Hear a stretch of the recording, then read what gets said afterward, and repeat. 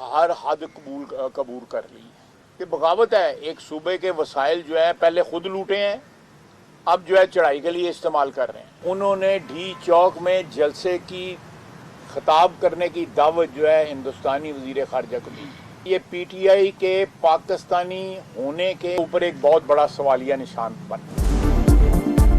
वजीर आला खैबर पख्तूनख्वा अली अमीन गंडापुर ने हर हद उबूर कर ली, गिरफ्तारी खारिज अज इम्कान नहीं। वजीर दिफा ख्वाजा आसिफ की धुआंधार प्रेस कॉन्फ्रेंस, सरकारी वसाइल का इस्तेमाल करके धावा बोलना रियासत के खिलाफ बगावत करार। बोले एक सूबे का वजीर आला अफगानियों की फौज बनाकर लश्कर कशी कर रहा है।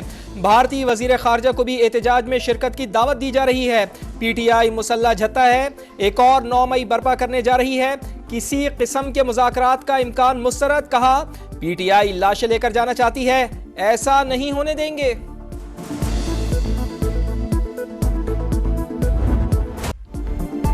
पंजाब हुकूमत ने अमनो अमान के क़याम के लिए पाक फौज को तलब कर लिया। शरपसंद अनासर को वार्निंग देने के लिए हवाई फायरिंग और गिरफ्तार करने की इजाजत होगी। एंटी रॉयट्स इख्तियारात भी हासिल होंगे। फैसला पंजाब की खुसूसी कमेटी बराए अमनो अमान के इजलास में हुआ। पाक फौज की खिदमात तलब करने के लिए नोटिफिकेशन की कॉपी GHQ को इरसाल। फौज के दस्ते SCO कॉन्फ्रेंस के गैर मुल्की वफूद को सिक्योरिटी देंगे। सिविल आर्म्ड फोर्सेस और पुलिस की मुआविनत करेंगे। एयर बेसेस, हवाई अड्डों समेत अहम मकामात पर तैनाती की जाएगी।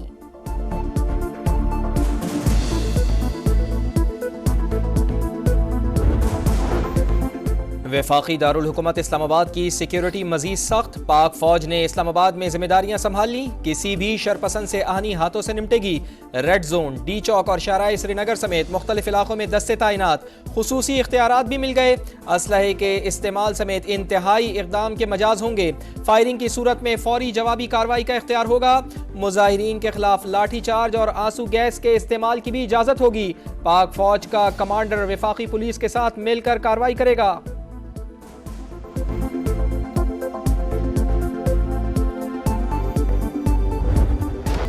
वजीर आला खैबर पख्तूनख्वा हद से बढ़ रहे हैं। समझाने की बहुत कोशिश की मगर पीटीआई के अज़ाइम कुछ और हैं।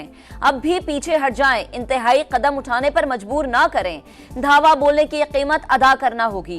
वजीर दाखिला का पैगाम। बोले पत्थरगढ़ के मकाम पर फायरिंग की गई, कई पुलिस जवान जख्मी हुए। 120 अफगान बाशिंदों को गिरफ्तार किया जो अलार्मिंग है। किसी सूरत SCO कॉन्फ्रेंस को सबूताज नहीं करने देंगे। खैबर पख्तूनख्वा में इमरजेंसी लगाने के सवाल पर मोहसिन नकवी ने कहा वजीर आजम और सदर समेत सियासी क़यादत राबते में है। जो भी हिकमत अमली फाइनल होगी इस पर अमल दरामद कराएंगे।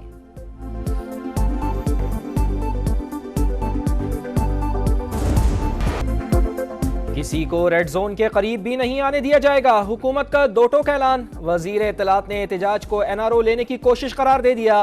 बोले अली अमीन गंडापुर रियासत के खिलाफ सरकारी असलहा इस्तेमाल कर रहे हैं। पीटीआई का बयानिया फौज और रियासत के खिलाफ है। दूसरे मुल्कों में जाकर पाकिस्तान के खिलाफ लॉबिंग करते हैं। किसी को SCO को सबताज करने की इजाजत नहीं दी जाएगी। अता तारड़ ने कहा इन्हें तकलीफ है कि मईशत बेहतर क्यों हो रही है। हुकूमत आईनी तरमीम पर सुकून से अपना काम कर रही है। आर्टिकल 63A के फैसले में आइन को रीराइट किया गया था, अब मामला क्लियर हो गया है।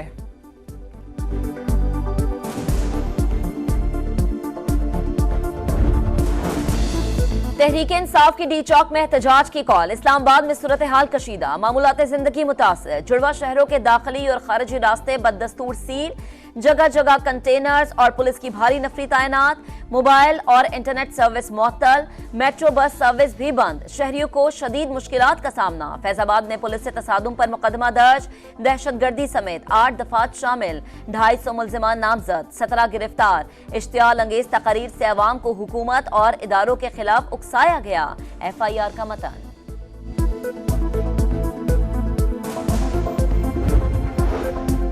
पीटीआई का पंजाब के तमाम अजला में एहतजाज का ऐलान। कारकुनान को मीनार पाकिस्तान पहुंचने की कॉल। पुलिस ने दफा 144 की खिलाफ वर्जी पर 600 अफराद को गिरफ्तार कर लिया।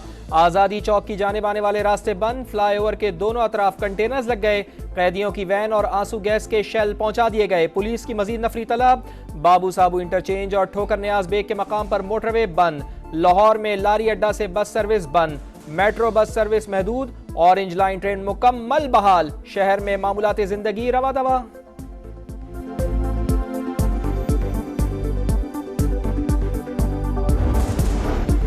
तहरीक इंसाफ की भारतीय वजीर खारजा को एहतजाज में शिरकत की दावत। अस्मा बुखारी ने बैरिस्टर सैफ का बयान मुल्क दुश्मनी की इंतहा करार दे दिया। बोली अडयाला जेल के कैदी ने कसम खाई है कि पाकिस्तान ने अमन और खुशहाली नहीं रहने देनी। पीटीआई के डीएनए में पाकिस्तान मुखालिफ जरासीम है। देखते हैं इस्राइली मददगारों को एहतजाज की दावत कब मिलती है।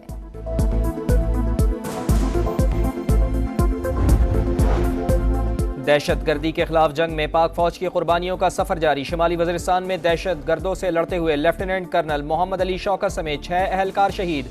फायरिंग के तबादले में फितना खवारिज के 6 दहशत गर्द हलाक। वजीर आजम का पाक फौज के शोहदा को खिराज अकीदत। अहले खाना से ताज़ियत। कहा दहशत गर्दी के खिलाफ जंग में पाक फौज ने लाजवाल कुर्बानियां दी। हर किस्म की दहशत गर्दी को जड़ से खत्म करने के लिए पुराज़्म है। पाक फौज का स्वात के इलाके 4 बाग में खुफिया इत्तलात पर ऑपरेशन। फायरिंग के तबादले में 2 खारिजी हलाक, 1 गिरफ्तार। मारा गया दहशतगर्द अताउल्ला उर्फ मेहरान 22 सितंबर को गैर मुल्कियों के काफिले पर बारूदी सुरंग हमले में मुलव्वस था।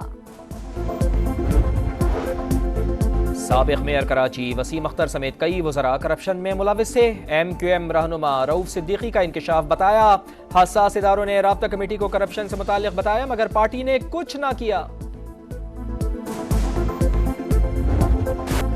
इसराइल की लबनान में दहशतगर्दी जारी। बैरूत समेत दीगर मकामात पर बमबारी। मस्जिद पर भी फजाई हमला। मजीद 49 अफराद शहीद। सेहूनी फौज का पहली मरतबा शिमाली लबनान में पनागुज़ीन कैंप पर भी हमला। हमास रहनुमा, बीवी और 2 बेटियों समेत शहीद। सरहदी इलाकों में घुमसान करन। जमीनी लड़ाई में हिजबुल्लाह के हाथों मुतादिद इसराइली फौजी हलाक। इराक से शिमाली इसराइल पर ड्रोन हमले में 2 सेहूनी फौजी हलाक हुए।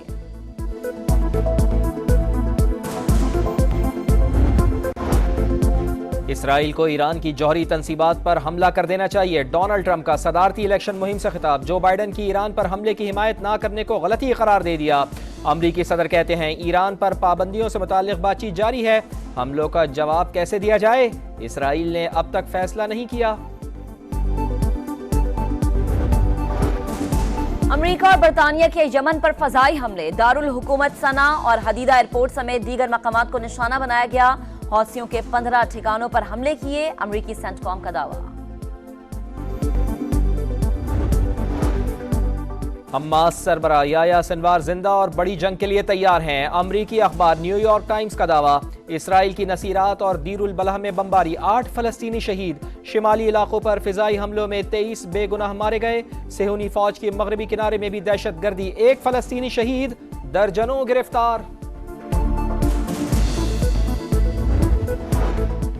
इंग्लिश टीम को धचका। इंजरी का शिकार कप्तान बेन स्टोक्स मुल्तान टेस्ट से बाहर हो गए। प्लेइंग 11 का ऐलान। ऑली पॉप क़यादत करेंगे। जो रूट का कहना है पिच जैसी भी हो बतौर बैटर रन्स के मौके निकालना पड़ते हैं।